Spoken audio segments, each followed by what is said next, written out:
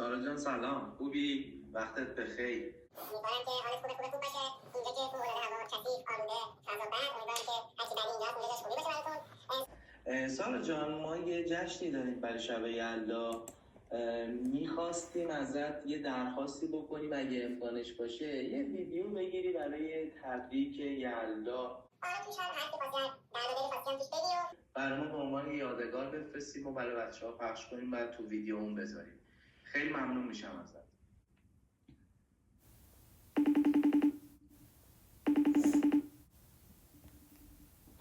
Your call has been forwarded to voicemail. ریجکت میکنی؟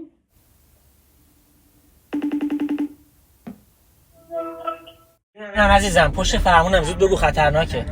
هیچی. سعید الان وایس گذاشته گفته برای جشن شب یلدای آگاه یه ویدیو درست کنیم براشون بفرستیم تبریک بگیم. آگاه کدومه؟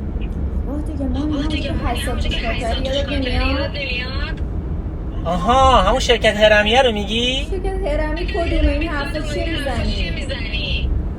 بابا همون شرکت هرمیه دیگه که اون بالا هم رأس هرم با هم ازدواج کردن تا این پایین کلا هر کی مجرد میومد توش متأهل میرفت بیرون. البته تعریف شرکت هرمی که چیزی یه سال بعد که بعد نشد خوشبخت شدی. چیکار میکنی؟